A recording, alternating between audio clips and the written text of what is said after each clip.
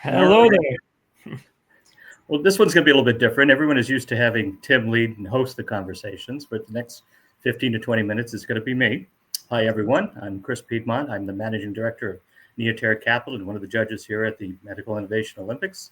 And as a man needing no introduction, I will do my best. Tim Mikhelashvili. Did I get it close? Yeah, very perfect. Perfect. Yes. All right.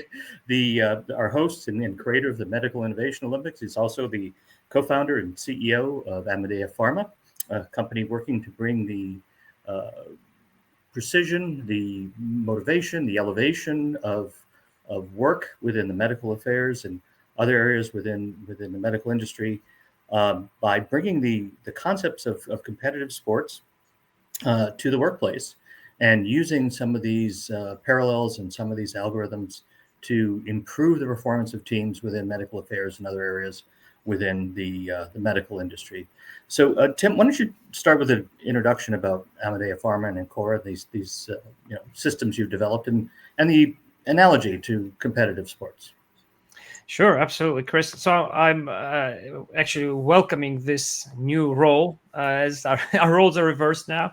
And I'll be glad to tell everyone about Amedea Pharma, the vision that we have of going beyond analogies that all organizations use and actually integrating the transparency of sports and the precision of data science into the daily operations of all business. All right. Our mission is to raise new standards of healthcare quality. And in order to do that, we believe that we need to redefine the concept of work and of performance and make it exciting and meaningful in terms of the decisions that we make, which ultimately guide physicians and patients' outcomes ultimately. And so I've spent 20 years in medical affairs, and I've seen very different approaches and endless debate about how to quantify our qualitative contributions that are so significant on patients' lives and also on the business of the organizations, right? And so what we've done is we've come up with a formula that ensures that your teams continuously improve, that they go to work thinking that, what can I do better? How can I improve? Because that's the visualization that sports athletes have. And that visualization is a self-fulfilling prophecy. It destines you for success, regardless of what situation you're in, what uncertainty you're in front of, whether it's COVID or volatility or healthcare shortages. And as you know now, work doesn't seem to stop for life sciences. So you better make it count, right? And so all organizations have these aspirational values of productivity, performance, collaboration, but they remain as mere aspirations until you start holding people accountable to them. Now, accountability is not something people are excited about, unfortunately, right? And so you need to make it exciting and meaningful. And so what we've done is we've taken a lot of those behavioral as well as performance related factors and distilled them into one tech platform called ANCORA Decision Assistant, which allows you to do that, turn accountability into motivation. Okay. And ensure continuous quality improvement. To raise new standards. These are real challenges. It requires changes in information that's collected and utilized. It requires changes in attitude and this idea of promoting self accountability. I mean, how do you make that transition from what in some situations turns out to be more blame than accountability? How do you get a team to start making these transitions to these better methodologies and these better frameworks to create accountability that's desirable, to produce results that are measurable, and all the other things you need to succeed in this concept? Yeah, you mentioned blame, and that's a great point. I ran into this at one company that had a first-in-class oncology device during COVID, where the medical team was instrumental in developing a lot of important, critical relationships that were fundamental to getting the drug on formulary, even available in guidelines. However, during COVID, the uptake of that launch was not as fast as expected. Right, you had the sales team And this commercial team, unfortunately, began to blame the medical team, right? For and it was unjust, and it wasn't based on evidence, as we all, communicated and shared these insights together, cross-functional teams, right? And that's when I came across a quote from Edwin Friedman, who said that a leader is someone who emerges in any situation that is able to describe reality without laying blame. Okay, and so ultimately, the way to make sure that you are able to have people who are motivated and who are more accountable is to give them more accountability. Share the realistic views that you have as executives, as founders, so that they know that, look, now they'll have to be accountable for a budget. Distribute that budget more across more different sources of in your company, because it's very important to do that. Because now you know that you have their buy-in, that there's more at stake for the very team members that you need in order to drive those business outcomes, right? So ultimately, the formula that we've used with this platform, to be a little bit more specific, is connect the purpose of why you need to use this platform to measure your performance, which no one likes to do at the end of a busy and hard and successful day. Actually, measure why, how many meetings they had or what they did that day. But if you're able to clarify and connect the purpose to the progress in real time, how you're doing, and then reward, right, in one platform, without having to leave it, without using multiple different platforms and, and through this chaos that we have, right, then you're creating an atmosphere that you're ensuring continuous improvement of quality. And right. And that's interesting to me, because when you give people, control over something and they can take accountability for it, they will rise to the occasion. But in many cases, you do have these team dynamics. And, how do you get a team to work together, to collaborate, very much like a sports team would, to achieve objectives without shifting blame or accountability or, having that finger pointing start? That to me always seems to be the challenge in any group, is to get that group mindset. How do you do that? Yeah, so I've gone through quite a journey myself, Chris, as you know, being an employee, a mentor, a volunteer, mostly in the corporate pharma environment and medical affairs, then to going to become a founder, okay? Trying to move this vision, right? This very lofty vision, but one that I've seen work 10 years before analytics or AI became mainstream in one particular GI company that became the largest GI company in the world because it analyzed performance in a lot of detail. But what I've learned throughout my transition and my journey is that you can't expect anyone to work harder than you for your company. I've realized that when I became a founder. So what you said, I think, strikes the right key here. Exactly. It's really about the people. You realize that that's the most difficult thing to do. And so what we've done is we've made sportsmanship something that you can operationalize, because what sportsmanship is, and sports in general, it doesn't only give you visualization, accountability for your results and personal records, so that sports athletes, they're much more likely to share their personal records or their diaries at previous events, even with their competitors or colleagues, much more than we are in healthcare, for example, right? But they also know that they're accountable for behavior as well. If they run a world record and they use substance abuse, performance-enhancing substances, they know they're going to be stripped of a medal, right? So sportsmanship is a 50% contribution of the technical performance, the performance, and the behaviors as well. And in team sports, you sit out if you if you strike someone with right, with the hockey stick in hockey, right? But then you come back, you learn your lesson, you come back and you play, right? So sports does not only fuel competition, it ensures sportsmanship. And so when you have to set the right KPIs, the kinds of KPIs that are dynamic, okay, that are not static, meaning KPIs change across different times, across different cycles of your product, of your company. Prior to launch, you may have to do more medical education campaigns, for example, right?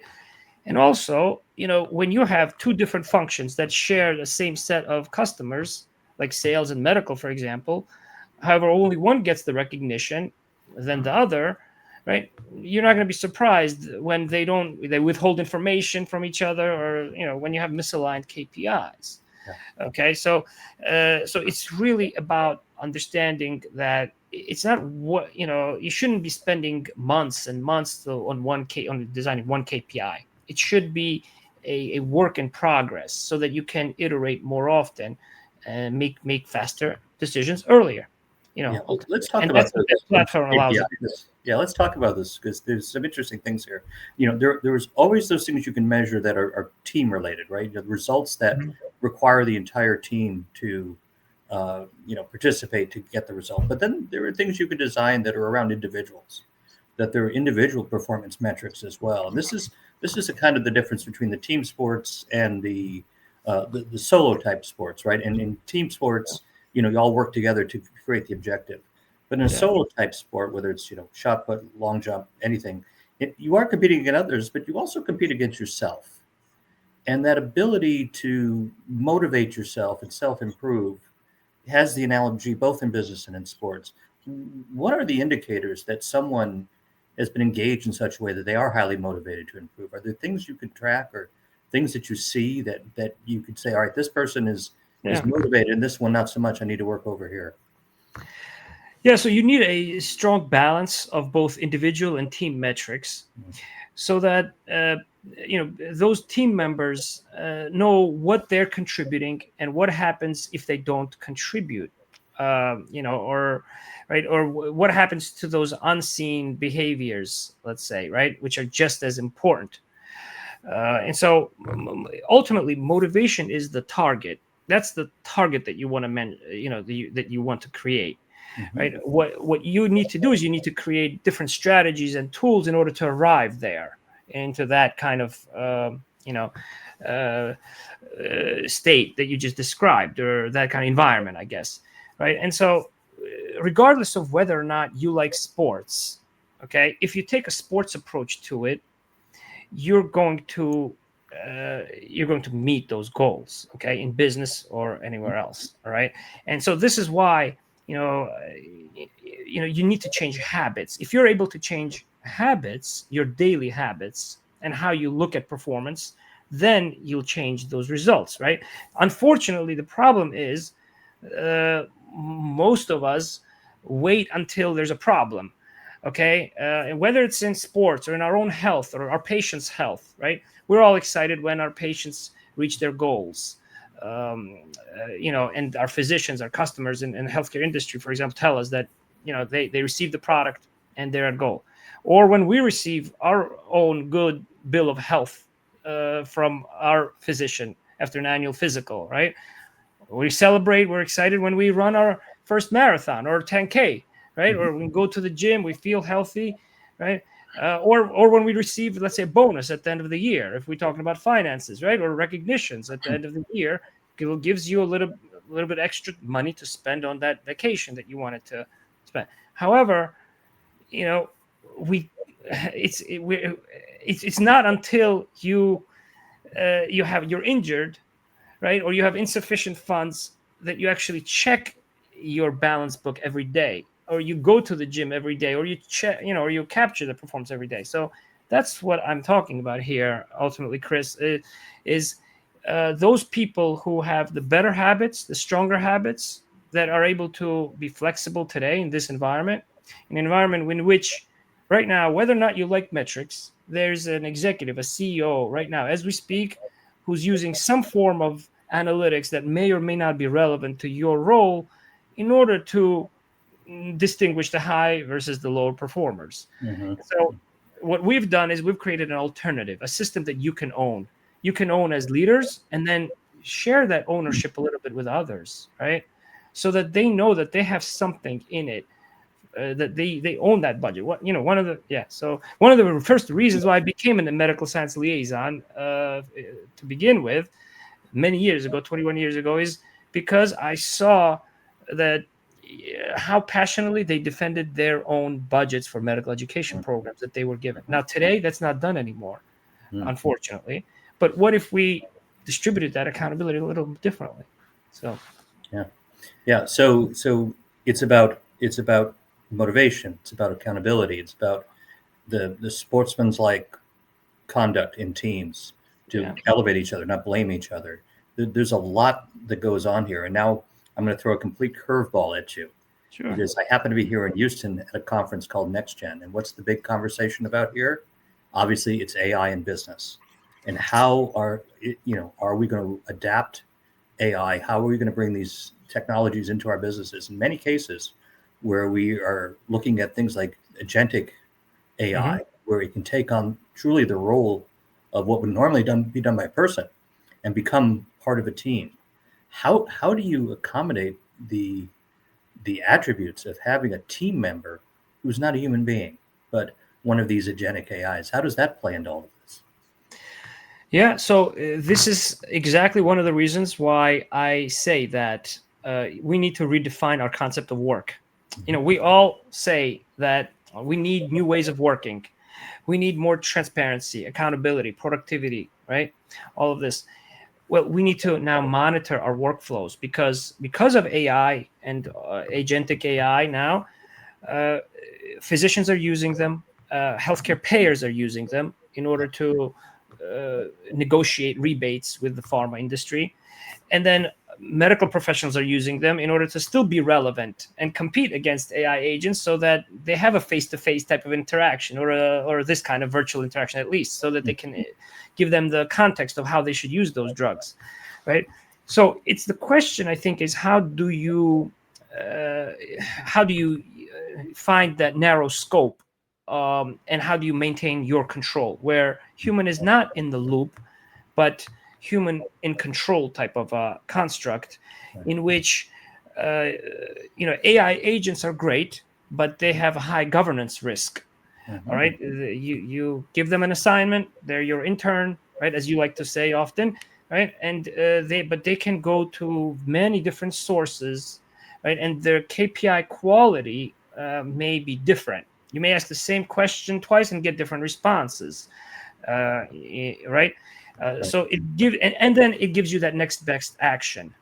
Okay, but the next best action may avoid that internal interaction, those unseen motivational behaviors that are just as important in predictive of success of your product or your launches. So ultimately, it's which AI model do you use? Are you upskilled to know how its performance is, how its performance metrics are derived, and ultimately be able to understand how the quality of the decisions and the strength of the KPIs changes? Because ultimately, what we've done with ANCORA is we use integrated metrics. We coordinate the relationships between a lot of disparate variables, a lot of great variables that you collect, right? But what we do is we coordinate their relationship to each other and to the outcomes, so that your team member goes to work as if it were a sport they like to master, where the rules are explicit. Their judges are the customers and the colleagues that they impact directly. And they don't just capture outcomes, what they did and how it related to strategy, for example, or just their activities, but they are reminded to think immediately as that outcome happens, what drove that outcome? What was the reach? How confident am I that this activity drove that outcome? Who did I work with? Who did I collaborate with? Because everyone wants to repeat those types of results, like sports athletes. They want to replicate their personal records, right? And so that's what we've created, to be a little bit more intentional and simplify what you do into activities and outcomes, and measure that relationship and the strength of that relationship. So Understood. This is one of the things I like about the ANCORA platform. It helps organize and coordinate and present all this information so that you can act on it. If you try to do this, I think, ad hoc, you'll have much more trouble than working with the tech that you've developed. So kudos on that. I want to applaud you for that. We're really about out of time here. I want to ask you one last question, though. Yeah. If somebody is looking at their organization and say, look, I do need to improve this. I do need to change the way my people work and interact. I need measurable performance, something I can report on. How do I get started? What is the first thing anybody should do, other than call you, to get started down this road? Yeah, so let's just reflect very quickly on what we've done here at the Medical Innovation Olympics, where our formula of excitement is learn, connect, and compete. We've done it for 16 days. But now think about if you were to do something like this in your organization, okay, via a platform, and then hold them accountable for their work as well. All right, so one simple, thing that they can do is capture quality data, right? Set benchmarks, and then raise new standards, and in that cycle, right? So it starts with setting your benchmarks, your own benchmarks, right? Quantify what you do into numbers that matter, and then communicate them with the people that matter, right? When you can do that, then you can determine how well people work and why they work. It'll be much more clear to them. So the first step is really to set your benchmarks and quantify what you do. Perfect. All right. Yeah. Well, Tim, unfortunately, I could talk about this for quite a bit longer, but we're unfortunately out of time. So appreciate you taking the time to talk about this and bring it to all the people watching here today. And thanks again for putting together the Medical Innovation Olympics. It's truly a worthwhile endeavor. Thank you, Chris. I'm honored to organize it together with you. Thanks for being on the board and being such an active, instrumental member of our of our whole community of champions. Very welcome. I enjoy it, and the opportunity to meet the competitors is something I look forward to every year. Yep, absolutely. Thanks. Thank you very much for this opportunity as well. All right. Thanks. Bye.